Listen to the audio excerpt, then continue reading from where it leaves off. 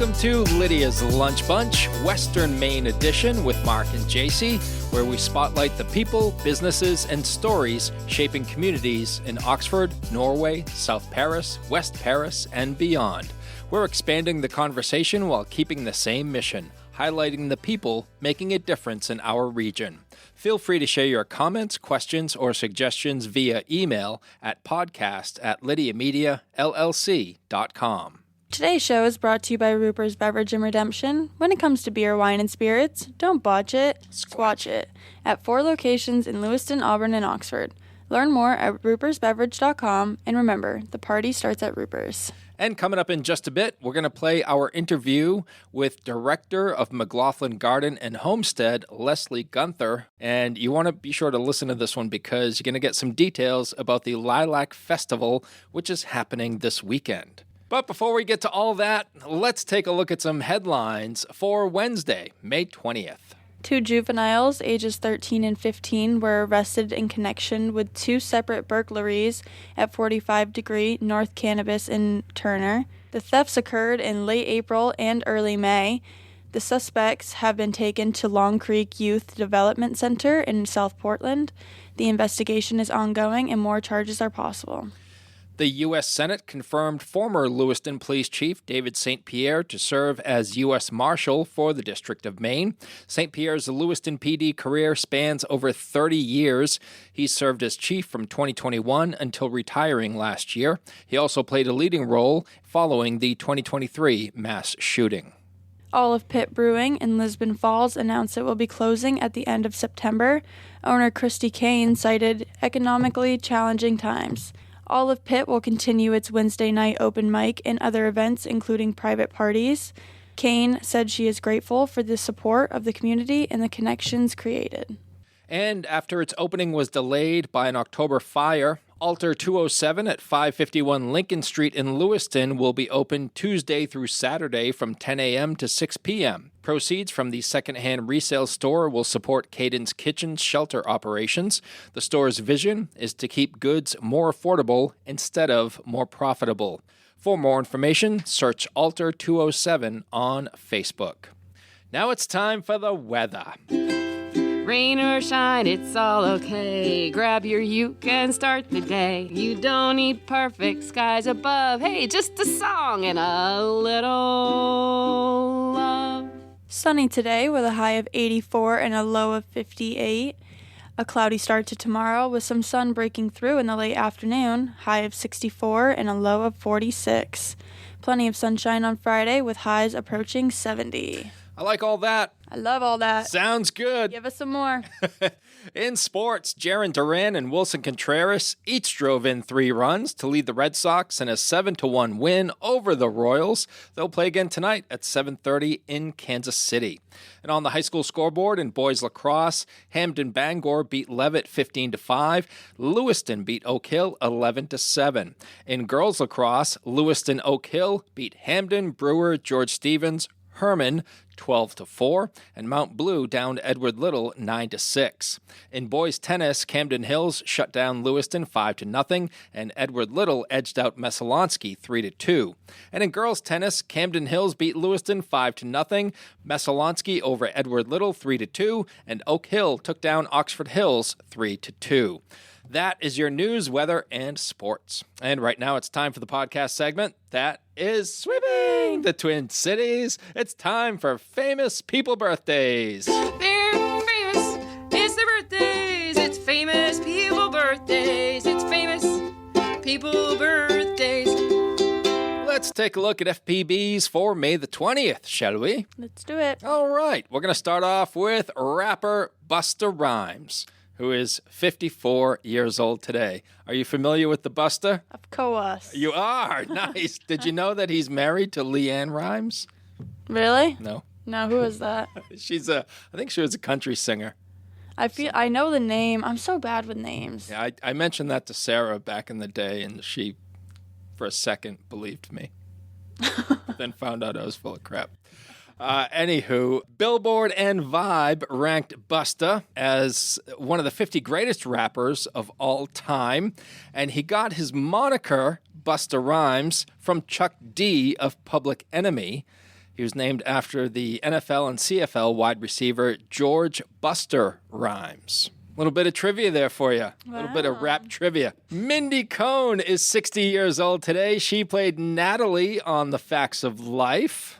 Bronson Pinchot is 67. He played Balky on Perfect Strangers. He also was in a bunch of movies like Risky Business, Beverly Hills Cop, After Hours, True Romance, It's My Party, Courage Under Fire, and the list goes on. You totally skipped that Mindy voiced Velma in Scooby-Doo. Ah! Look at me. Come on now. I'm a moron. Yes, Mindy Cohn voiced Velma Dinkley in the Scooby-Doo franchise from 2002 to 2015. She did that longer than she was on The Facts of Life. Well, thanks for pointing that out, Jacey. Anything for Scooby-Doo to be. We did, Sarah and I did Saturday morning cartoon trivia last night at Burnt Ends Barbecue. Yeah. And one of the questions was, what was Velma's catchphrase? And I threw everybody off because when I gave the answer, I said her catchphrase was, "Where's the beef?" And everybody kind of turned around and goes, "Is he okay? What's wrong with that guy?" But it is, in fact, Jinkies. Yeah, that's what I was going to say. Yeah, you probably knew that. All right, moving right along. Guitarist Jane Weedland of the Go-Go's is 68 years old today. She's also a co-founder of the band and an actress. She played Joan of Arc in Bill and Ted's Excellent Adventure. Dave Thomas is 78 years old today, one half of the Bob and Doug McKenzie duo. And rounding out FPBs for May the 20th is the one and only legendary singer, actress Cher, who is 80 years old today. A milestone birthday for Cher. She is known as the goddess of pop and rose to fame in 1965 as part of the Sonny and Cher duo, and their big hit, I Got You, Babe, became emblematic of the 1960s counterculture. And of course, she went on to have an incredibly successful solo career and acting career as well, which included films like Mask. Seen that one? Yep. Burlesque. Yes. Mamma Mia. Mamma Mia. Can't believe you saw Mask. That was a long time ago. That was the one with the guy in the yellow suit and the green mask, right? Is that what you're talking about? Oh no, that's a Jim Carrey movie. wait, let me figure out which one I think that was The Mask. Oh, okay. There's a huge difference there. I should have been able to distinguish that. Cher was also in Silkwood and Moonstruck and The Witches of Eastwick and Mermaids and If These Walls Could Talk. Cher has sold over 100 million records and is the only solo artist with #1 singles on the U.S. Billboard charts in 7 consecutive decades. Wow. Those are your FPBs. Now it's time for some OTDs. It happened on this day. It happened on this day. It happened on this day. 15 years ago, in 2011, Macho Man Randy Savage died of a heart attack at 58. You familiar with the Macho Man? I think so. I've definitely heard of him. Oh, he was a wrestler back in the day. Yeah, I feel like, who was it that was in here that really enjoyed wrestling? I feel like it was somebody that didn't seem like they would be. Oh, Grace from Safe Voices. Yes. Yes. Yes. Big wrestling fan. I was going to say, I think you guys definitely talked about. Yeah. Yeah, Macho Man was pretty cool back in the 80s. It was like a cartoon character. 33 years ago, in 1993, more than 80 million people watched the final episode of Cheers. That makes it the second highest rated series finale ever, just behind MASH and ahead of Seinfeld. 37 years ago, in 1989, Toonces the Driving Cat debuted on Saturday Night Live. Please tell me you've seen that. No, I have not. Well, Toonces, they stick the camera in a car, and Toonces the cat would drive the car, and they'd have a couple of passengers in it, and the passengers would be talking, and all of a sudden they'd be like, "Oh no, Toonces, look out!" And then they'd show the car driving off a cliff. 94 years ago, in 1932, Amelia Earhart took off from Newfoundland heading to Ireland. She landed at Londonderry 15 hours later, making her the first woman to fly across the Atlantic by herself. 153 years ago, in 1873, Levi Strauss and Jacob Davis received a patent for blue jeans with copper rivets. 716 years ago, in 1310, according to legend, different shoes for the left and right feet were produced for the very first time ever. Before that, all shoes were cut exactly the same.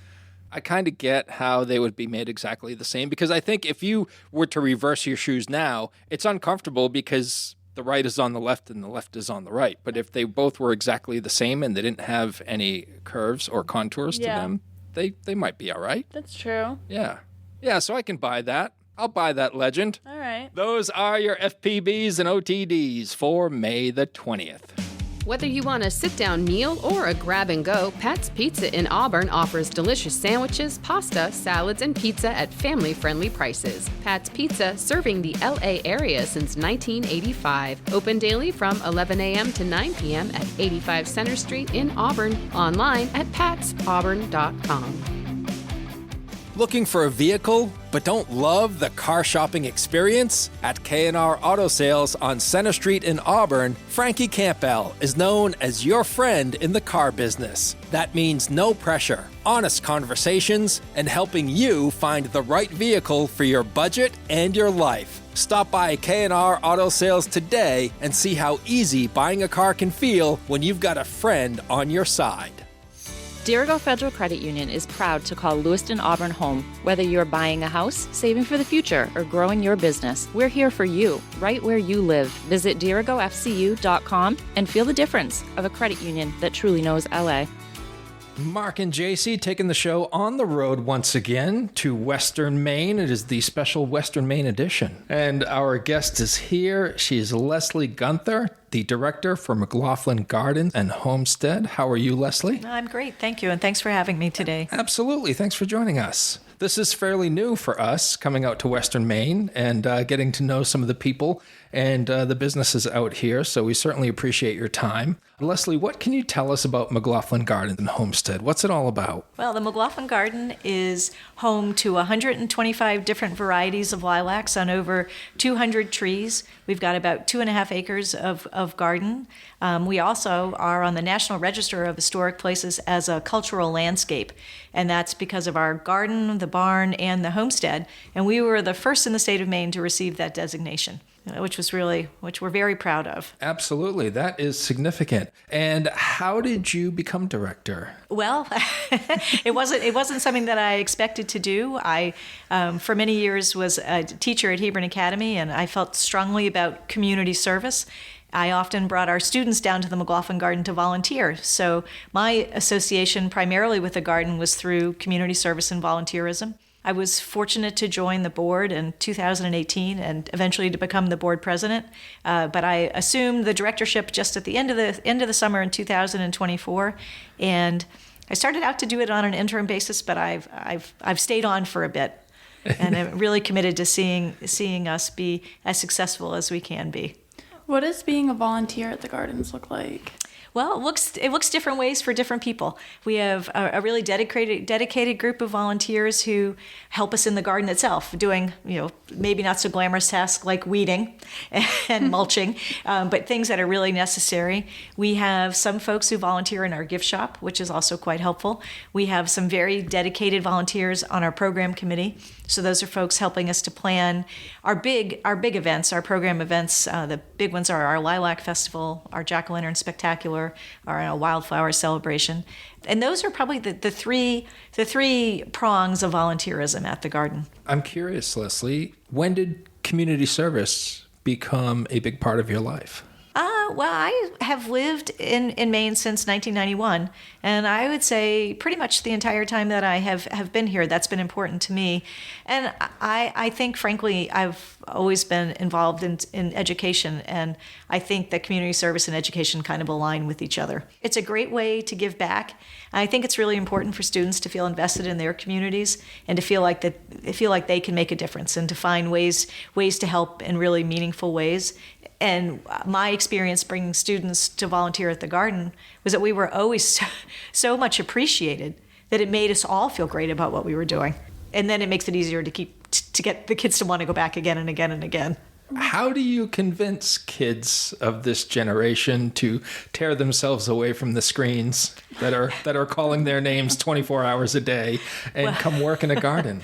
Well, I suppose the first part of it is it's a little bit forced, right?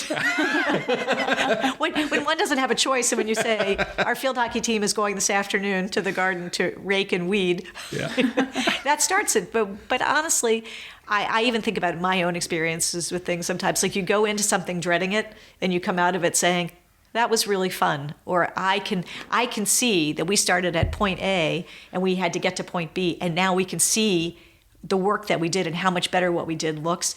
And then it just, it makes you want to do it again, because you have this, you can see visibly what the positive effect you've had.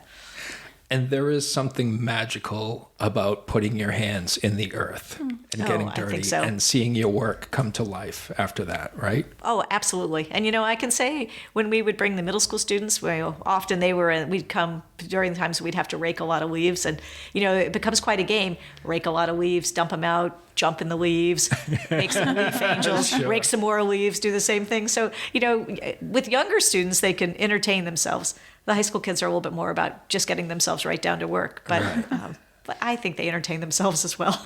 Tell us about McLaughlin Garden. Why are people coming to visit? Well, the first thing I'll say about the McLaughlin Garden is that we are really committed to both our local and our broader communities. And we want the garden to be accessible to everyone. Many of the programs that we offer are either free or low cost. There are a few that are not, that, like a concert ticket, you might have to pay a little bit of money for. Sure. But we want everybody who wants to come to the garden to be able to come. And over probably the last 4 years, or 5 years, we've really increased our programming. We have a Thursday night in the garden program, which is largely music. Most of that music is free and some is low cost. And people, because we want people to experience that in the garden. We will this summer have the third year of a summer collaboration with the Norway Memorial Library, where we do a 6-week program for children on Thursday mornings. And again, all of those programs are free, and we've got some really great things lined up this summer. And because we want kids to come to the garden. Thanks to the South Paris Public Library, we have a story walk that we'll put into the garden right after the Lilac Festival. It's called Planting a Rainbow. So it's it's beautiful. It's probably 30 panels long, and we're really excited to have that out in the garden through the summer. And again, we want, whether you are an expert gardener, a really serious horticulturist, or whether you're just somebody who is grateful to be outside and to just enjoy a little bit of peace, a little peace from a busy day, or you just need a little bit of a time out, the garden is the place for that. And we want people to feel like they can come anytime. And the amazing thing for us is, I'll tell you 2 things. I can't tell you the number of people who come to the garden for an event and say, I've driven by the garden for 20 years and I never knew this was here. I've driven by the garden on my way to Sunday River, on the way to something, and I never knew this was here. Because our garden is out back, so you drive by the homestead, but the star of the show is behind. And I can't tell you the number of people who, once you walk through the barn and get out back, how you just lose the street noise. You kind of forget where you are. You're no longer on the busy main street in South Paris, but now you're just in this oasis. So again, we really want to share that with people. And I love how you are absolutely beaming when you describe McLaughlin Garden. You love what you do. Well, it's hard not, it's hard not to feel really strongly about the place and to be really committed to it. And we're so grateful. We have some really great community support for people who are event sponsors or season sponsors for us. We have loyal volunteers and members who support us as well. And all those things, it's the community part that really means the most to us, I think. And this is a special community, isn't it, in the Oxford Hills? Oh, I think it's a community that really sticks together, and I think that we all in the Oxford Hills find ways to support each other. What is the best way for people listening right now how can they support McLaughlin Garden outside of volunteering? Well, ways that you can support us would be to subscribe to our newsletter. We send out a weekly news mailing, always on Monday morning with this week at the garden. So you could follow us on social media, on Instagram or on Facebook. It's a great way to see what we're doing and also to share those events with your friends. And ways to support us: come to an event and bring your friends, because everybody who comes says we'll be back again. That was my next question for you, is what are you hearing from people after their first visit? Well, I have a fresh example because today, a little earlier this morning, the Topsom Garden Club came to visit. And there were probably 15 people in the group, some of whom had never been to the garden before. And they said, I think we'll be back for the Lilac Festival. We had a great time. We'll be back again. I can't wait to come back. I have several friends who are interested. And so one of the things we really know is true. If people come, and they say, wow, I had no idea this was here, or wow, this was really beautiful, they will come back. Yeah. And so we know if we can get you to come the first time, you're going to want to keep coming. I know my wife is going to listen to this podcast and say, why haven't we been yet? And let's go today. Right? She's very much into gardening. She took it up during COVID and just absolutely loves it. Well, we can't wait to see you. Yeah. So that must have been COVID. Couldn't have affected you all that much. Well, the interesting thing about the COVID time for us was that we had just decided, we had worked on, was going to be the inaugural summer of our Thursday Night in the Garden program series. It was the first time we were going to do it. We had lined up a variety of activities, and we were ready to go. And the COVID time kept us from having some of our big events. You could be outside, for sure, but we couldn't have a concert in the barn. There were plenty of things that we couldn't do, so it sort of deferred our programming for almost a full season. And that was too bad, but at the same time, in a very strange way, it was probably a little bit of an opportunity for a reset. At a time when lots of people were having to take a time out, we had a little bit of a forced time out too, but it allowed us to kind of get through that season, and to start the new year with that much more energy. Because now we were ready for re-entry. Yeah. Into normal life again. Exactly. Right? It was not great for us in the same way it wasn't great for lots of people, but we came out of it on solid footing and with just that much more renewed energy to keep moving forward. It's got to be tough during the off season. What happens at McLaughlin Garden during our wonderful Maine winters? Well, that's an interesting thing when you're a garden, and the show is clearly in the gardening season, and that's about 3 months out of our year, I think. Yeah. If we're lucky. If we're lucky, exactly. So we try to do things in other. In the shoulder seasons, if you will. So in October, we have our Jack-o'-lantern Spectacular, which is probably our other, in addition to the Lilac Festival, is probably the other thing that we're very well known for. This will be 14th or 15th year. We have a different theme for each Jack-o'-lantern Spectacular. We carve over 500 pumpkins. They're all displayed in really unique displays out back. We have a program committee who really rallies for this. We have community members come and carve pumpkins, which we got. So all you have to do is come and carve them. Okay. And we offer it for 3 nights. It's on Thursday, Friday, and Saturday in the middle of October. We had over almost 1,600 visitors last year over those 3 nights, and people who come love it.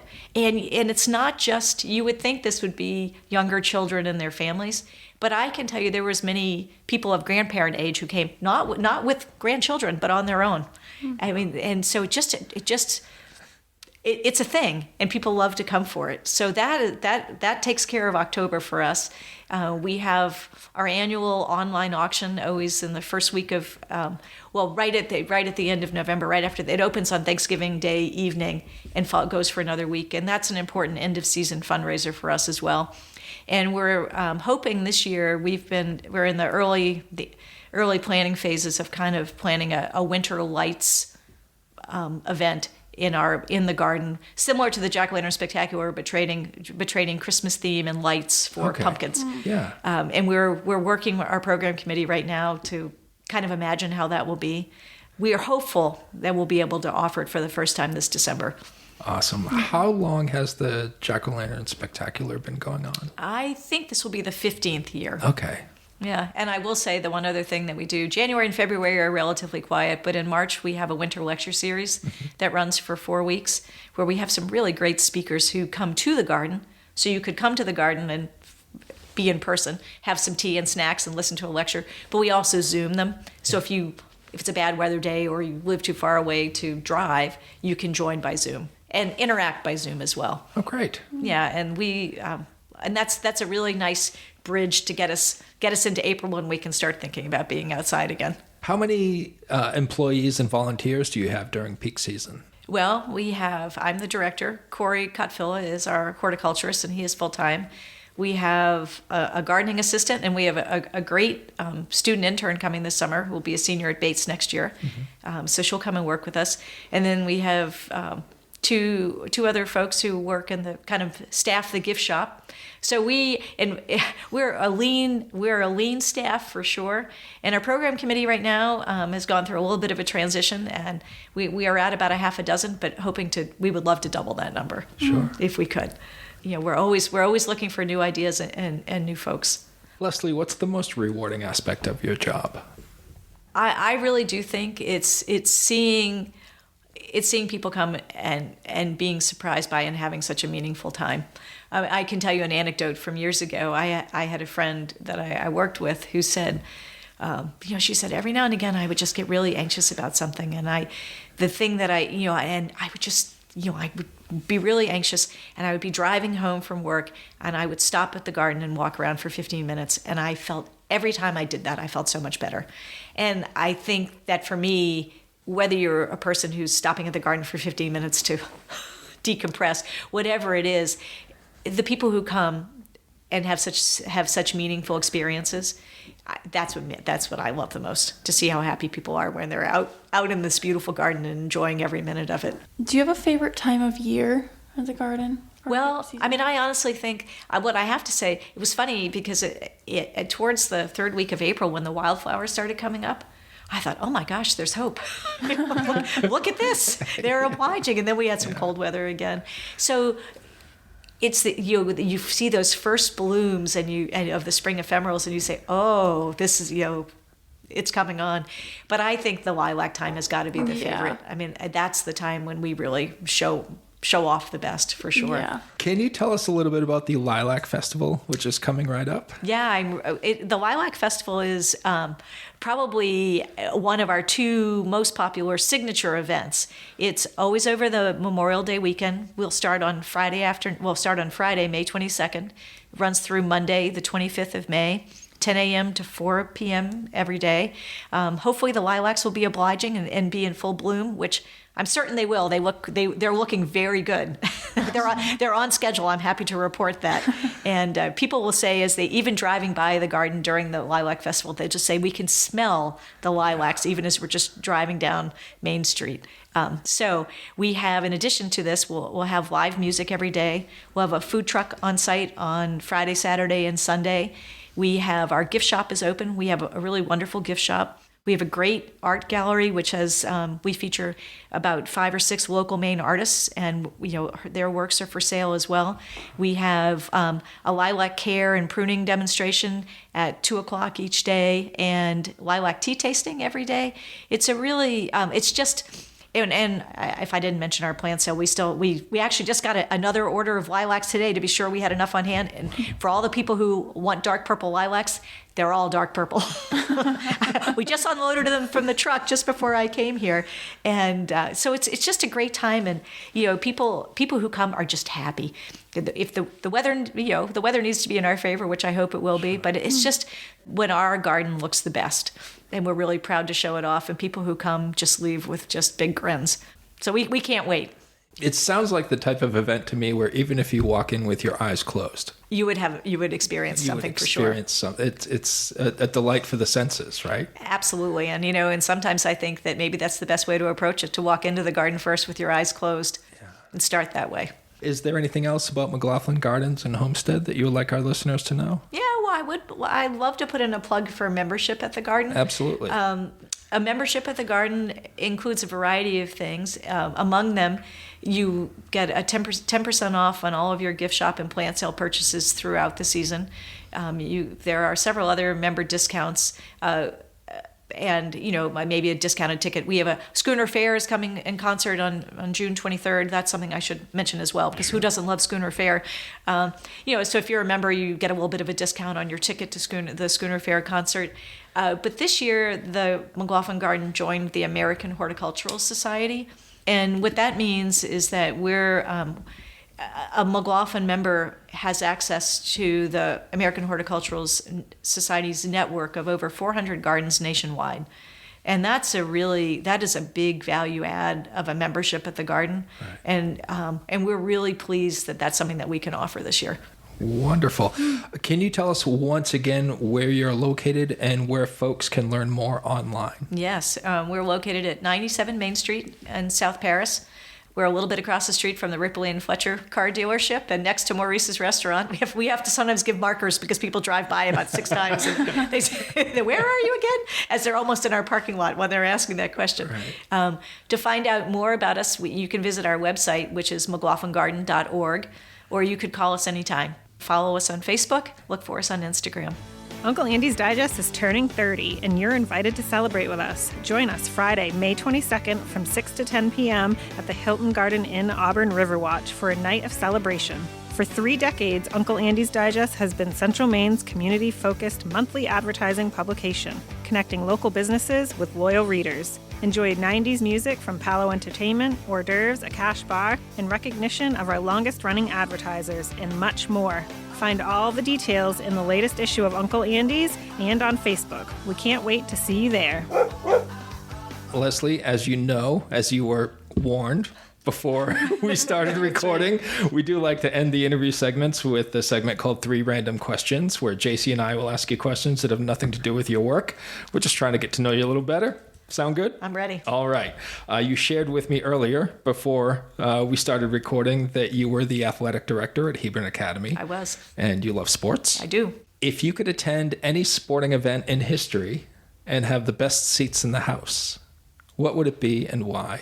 Oh, it's easy for me. I'm an avid golfer, and my husband and I have been, on our bucket list is to go to the Masters in Augusta. Oh, wow. And I'm sure we will never make it, but but that hands down is the first thing for me, without question. Now, if you could attend any Masters in history and be like at the 18th hole. Oh, the 1986 Masters when Jack Nicklaus won, coming back on the last day. We sort of relive that moment every year. Really? So, this was the 40th anniversary, and so they even did a little retrospective about it at this year's Masters, of which we watched every moment with tears in our eyes. Oh, wow. I'm a sucker for some things. Oh, very cool. Thanks for sharing that. What is something that you see in other people that impresses you the most? I am often struck by people who I find who can be so kind and compassionate and really see the best in every situation. And even in the most challenging of times can just sort of smile and move onward with optimism. And I really admire that. I think I try to do that. Maybe not as well as some of the people who I really admire. All right. Final question for you, Leslie. Putting your professional skills aside, what could you teach someone to do today with 100% certainty? Well, I'd like to think I could teach somebody to play golf. All right. Even me? Like maybe. It might be a project, but it'd be a battle for you. My own golf game is a battle for me right now. What part of your game do you need to work on? Oh, well, putting for starters. And if any of my friends happen to listen, they'd say, and more than that. Do you have a favorite course around the state of Maine? Well, I've played as part of the Maine State Golf Association, the Women's League, for probably more than 30 years. And we get to play a lot of great golf courses around the state. I think favorites for me are the Portland Country Club, the Samoset, Sugarloaf. Those are among my favorites, and absolutely the Brunswick Golf Course as well. Great stuff. It was so nice to meet you. That was very nice. Thank you so much, both of you, for having me today. Absolutely, and thank you for joining us. She is Leslie Guenther, Director of McLaughlin Garden and Homestead. Thanks to Ruper's Beverage and Redemption for sponsoring today's episode. If you're a business or nonprofit here in the Western Maine area and would love to join us on Lydia's Lunch Bunch, I'd love to connect with you. You can reach me directly at jacey@lydiamediallc.com. That's JACEY at lydiamediallc.com.